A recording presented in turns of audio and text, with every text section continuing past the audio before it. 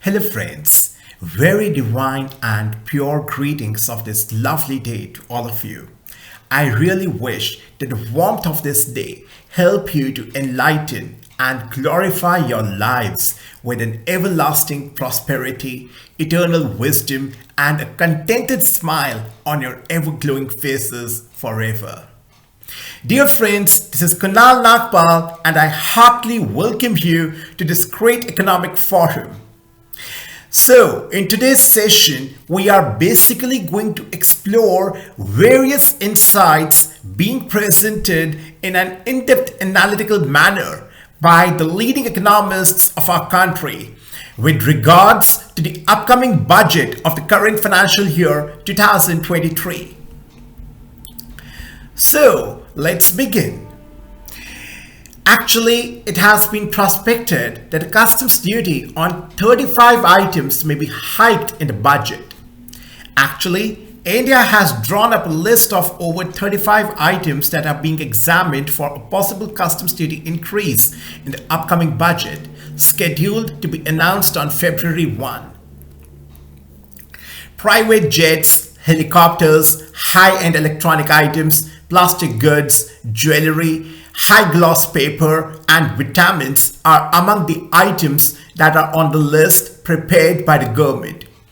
A list has been drawn up based on the inputs from various ministries that are being examined, said a government official. The move is actually aimed at curtailing the imports and also to encourage local manufacturing of some of these products. So dear friends, this is actually based on the concept of enhancing and embracing the overall aspect of self-reliance under the theme of Make in India or Atmanirbharta. Simultaneously, we would also be able to lower our imports, hence contributing effectively to the narrowing of the current account deficit.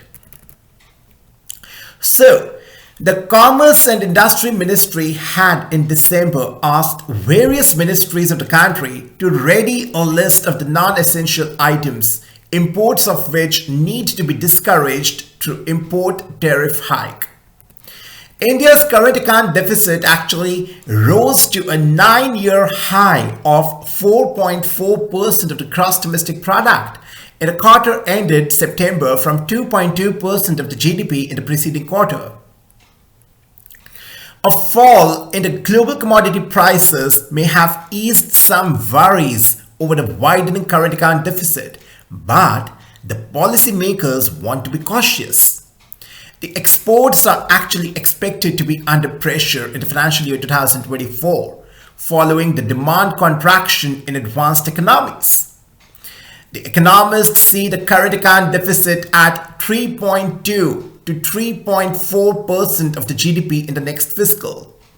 With the local demand set to outpace the export growth, the merchandise trade deficit could remain at $25 billion per month, translating into a current account deficit of 3.2 to 3.4% of the gross domestic product, said ICRA chief economist Ms. Aditi Nair. The policy makers are also keen to discourage the import of the non-essential goods as part of the long-term strategy to encourage local manufacturing.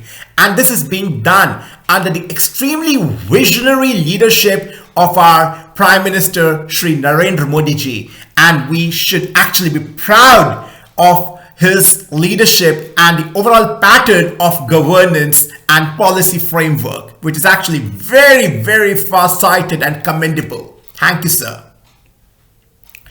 New Delhi, for the past few years, raised the customs duties on several goods to back its Make in India program launched in 2014 and subsequently to support the Atmanirbhar Bharat plan to boost domestic production.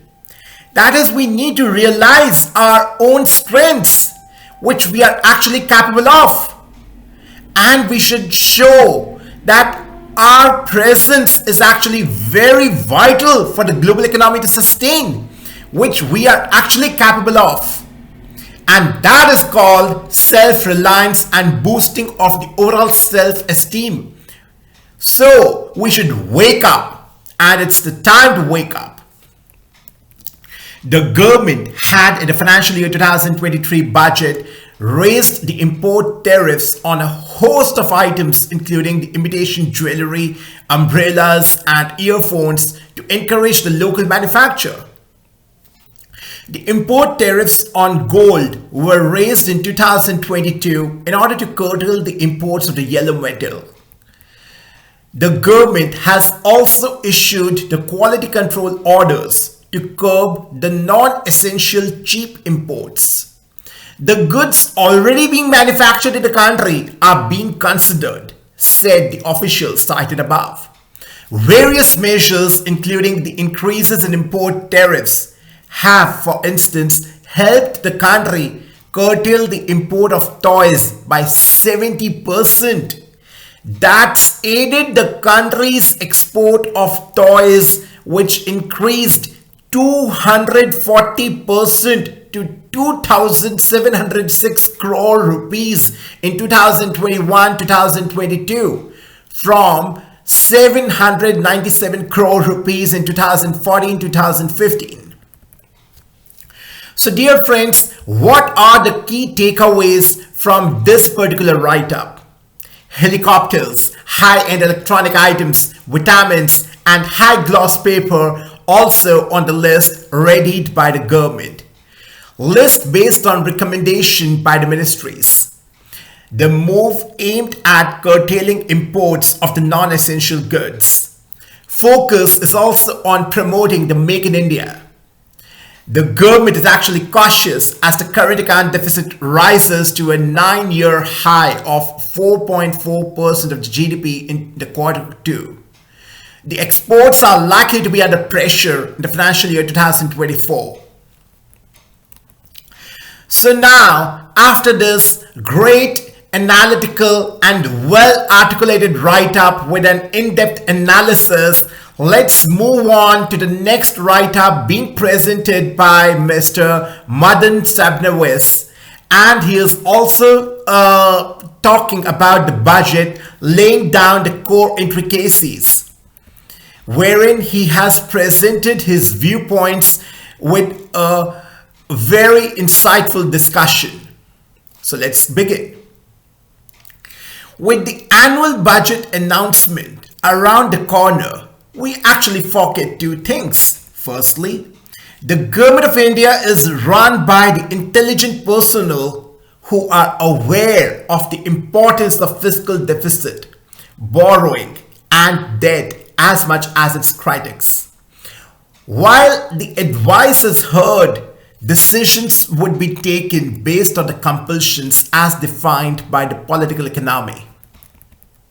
Secondly, while there is much ado about this budgetary exercise, it's a big event only in India. The prelude is as stimulating as Beethoven's Fifth Symphony, while the post-budget discussions are as monotonous as a walk through a gallery of droll art of laying the impression. In the West, the post-budget announcement occupies not more than an hour of coverage, with the numbers being the focus. In India, the dhamaka extends over a week. The budgetary noise will probably settle around the Valentine's Day only. That is by 14th February. But there are two inescapable features about the budget that have become a habit. Firstly, the representations from various bodies, including industry associations, make requests for certain affirmative action that is normally on taxation. Secondly, exports is the main category, and the experts, which include the economists, analysts, CXOs, and influencers, provide inputs more advisory in nature.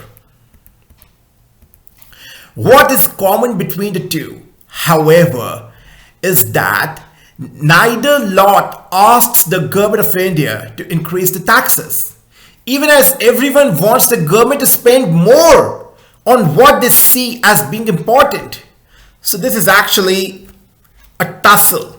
Though they are aware in the back of the mind that the taxes are actually the revenue for the government, which they actually use as the expenditure for the development of the society.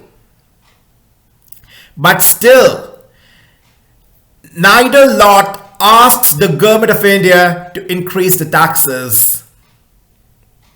The finance ministry patiently listens to both the demands and advice. That is, the representations from various bodies, including industry associations, and also experts, which include economists, analysts, CXOs, and influencers. Most of the advice is actually well known and gets rolled over annually. The industry will have a host of demands in the form of tax concessions, while steel would want import duties to be raised. Auto would want them to come down. As every product has two faces, the budget has to cast the die only on one side in order to achieve the equilibrium. And equilibrium is actually the attainment of the equilibrium is the main objective of the people who are responsible for laying down the budget, as every aspect has two sides. So where does the equilibrium strike is their main area of concern. That is, as every product has two faces, the budget has to cast the die on one side. The industry would always want the government to spend on the capital expenditure, that is the capex, though it will never commit to provide proportional investment. That's because the former is driven by the profit considerations, while it is the national duty for the later. So these are the realistic scenarios which are existing in the society, and they play a considerable role in drafting of the entire budget.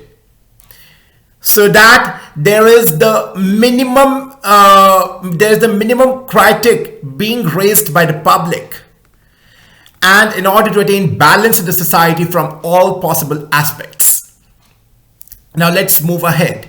There will also be a demand to lower the quantum of subsidies that are distorting, although there will be a demand for extending the production-linked incentives across the more sectors.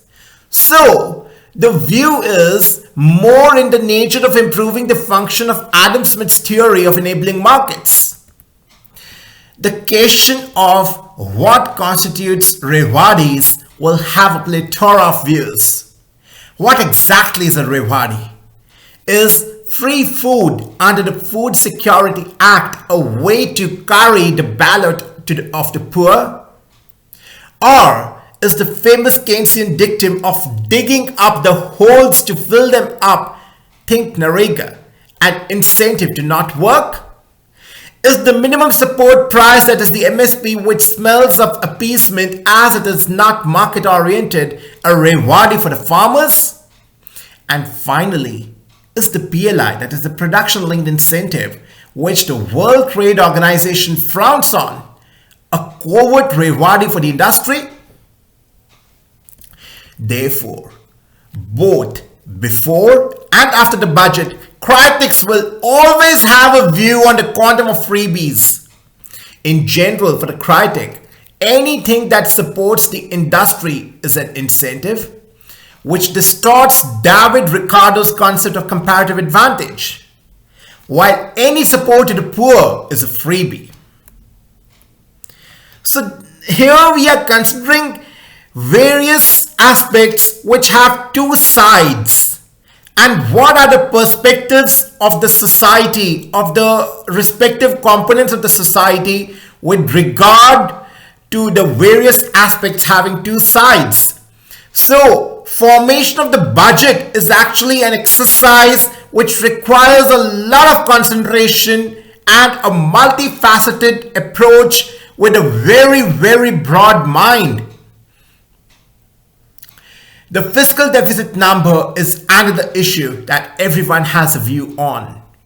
The Fiscal Responsibility and Budget Management, that is the FRBM Act, speaks of a glide path, but means little when to the center, as it is never binding. The advice will be to lower the fiscal deficit ratio by 50 to 100 basis points. The word prudence is spoken of because a large fiscal deficit also means that it increases the quantum of debt, which in turn keeps the interest cost ticking.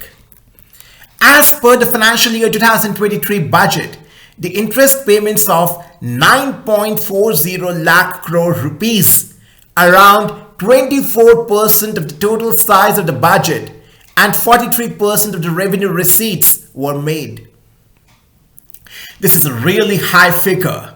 In fact, we forget that the fiscal deficit ratio provides an escape clause, as a larger GDP denominator propelled by inflation can justify a higher deficit in the monetary terms. But then, if a quarter of the outlay is committed, there is less space elsewhere. Of late, it is actually fashionable to ask the government of India to spend more on capex. This is the standard demand from India Inc., which has not been spending on investment but wants the government to do so. In the financial year 2023, the government capex was 7.5 lakh crore rupees, of which 1 lakh crore rupees was a transfer to the states. So this means the government of India was actually spending only 6.5 lakh crore rupees. And of this, 1.6 lakh crore rupees was basically on defense. Overall capital formation in the country would be around 75 to 80 lakh crore rupees. Seriously, can 4.9 lakh crore rupees drive 75 to 80 lakh crore rupees? It's a big question mark. And all of us need to ponder on this particular aspect. Is this actually possible? That is, can 4.9 lakh crore rupees drive 75 to 80 lakh crore rupees? Dear guys, we really need to be quite mature before raising finger on the government. We need to consider all these aspects with a very, very broad-minded approach. It's very easy to comment, but actually, before commenting, we actually require the in-depth analysis so that we realize how complex or how detailed digging is required before coming to a particular decision. We need to be aware of this particular aspect. Thus, we need to trust the far-sighted visions of our respected government. Now, let's move forward to actually study the insights being presented by Mr. Chandrajit Banerjee, the leading economist. And he emphasizes the concept of investing to draw in investors with regards to the budget. Basically, investors hope the budget will be able to strike the right notes to revive demand and keep a firm focus on fiscal prudence. He says the government of India should firmly adhere to the path of fiscal consolidation.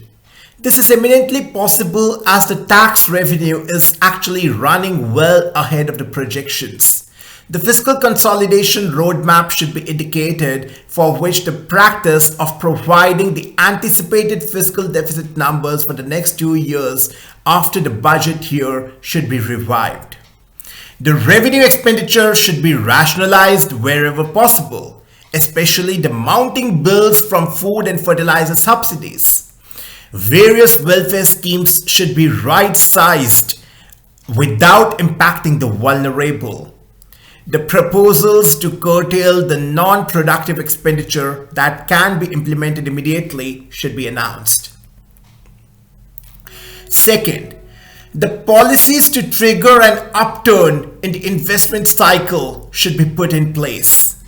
The Government of India should continue to accord priority to the capex, especially in infrastructure. The recent size of the capex has led to improved quality of expenditure by the center, with a decline in the revenue expenditure to capital outlay ratio, but the state capex continues to falter. To encourage the states to undertake capex, 1 lakh crore rupees of interest-free loan scheme for the state capex should be continued. The capex in the rural areas, especially in infra, would also create employment opportunities and hence augment the demand. Next, the measures to boost disposable incomes of households, critical for reviving the consumer demand, must be taken. The ravages caused by the pandemic together with high inflation has actually dented households' spending ability and therefore requires a dose of incentives. These could be in the form of rationalization of income tax slabs and rates for the individuals at the lower end. A lower effective tax rate will put more money in the pockets of consumers and therefore increase the consumption. Also, the challenge of providing well-paid jobs can be addressed through a budgetary push to the labor-intensive manufacturing. Faster and time-bound clearances, contract enforcement, alternate dispute redressal mechanism, and a genuine single window system are called for. A cross-ministry compliance commission that could look at rationalization, digitization, and decriminalization of India's regulations, 65,000 plus compliance requirements, and 6,500 plus filings should be announced. No arrests or detention should take place in the civil cases unless criminalization in business has been proved. Next, the ease of doing business is also about providing a smooth exit for leaving the companies. In her last budget, the Finance Minister Dr. Nirmala Sitharaman had announced a center for processing accelerated corporate exit, that is CPACE, to reduce the winding up process to 6 months. Its implementation should basically be executed. For India to emerge as a manufacturing hub and to promote exports, its tariff structure should be rationalized. A graded roadmap may actually be strategized to shift import duty slabs to a competitive level over 3 years. This would entail lowest or nil slab for the inputs or raw materials, 2.5 to 5% for the intermediates and the final products in the standard slab, with only few products exempted.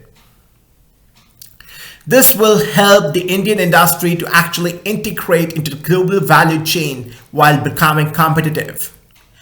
All export products as well as the export-oriented units, that is the EOUs, and special economic zones, that is SEZs, should be covered under the refund of duties and taxes on exported products, that is RODTEP scheme.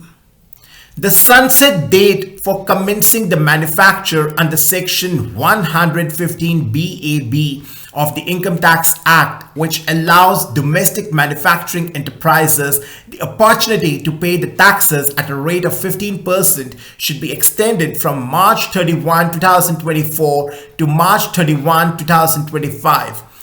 So this would encourage more investment in manufacturing and exports. So, a stronger sustainability trust should be high on the agenda.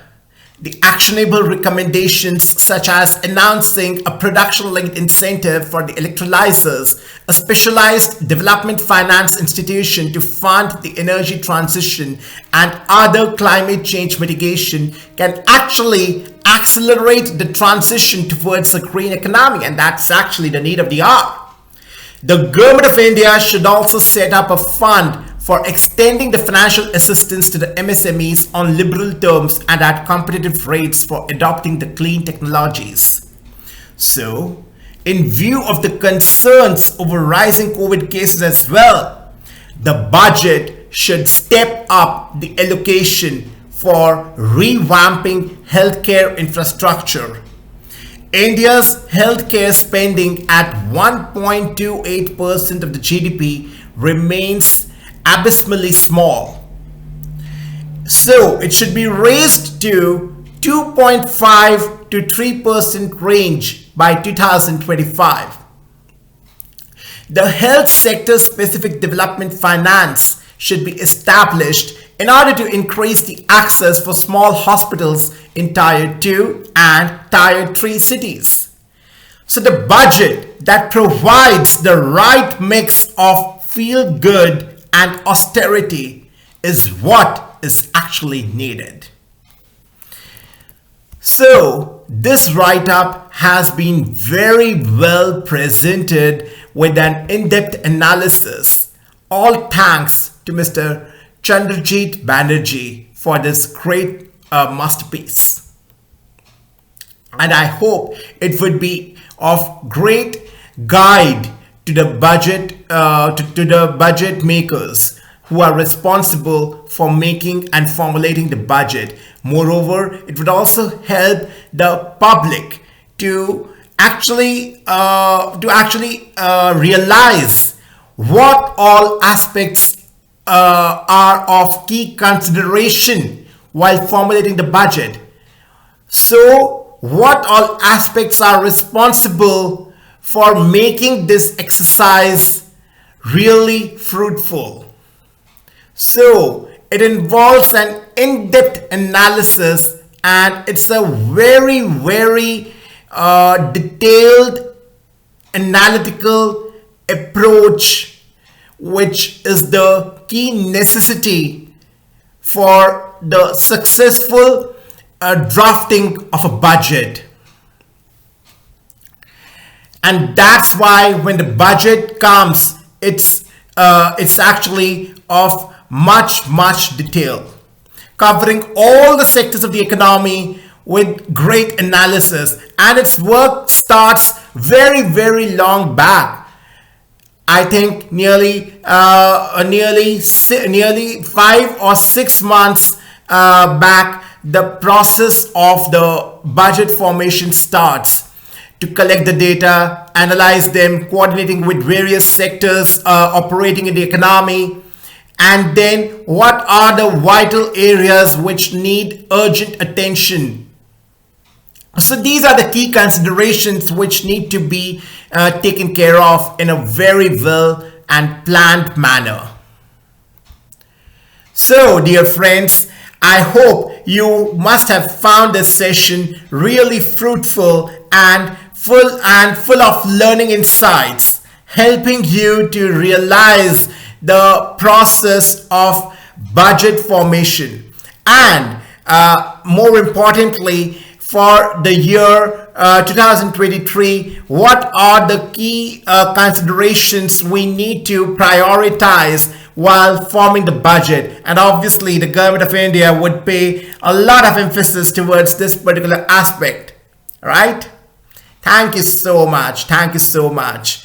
And now every second day we would discuss this particular aspect in detail.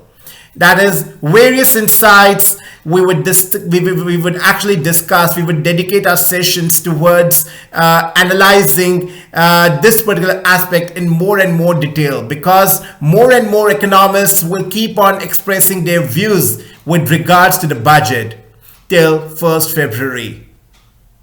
Thank you so much for your patient listening and overall cooperation. Wish you a very, very blissful day. Namaskar. Jai Hind.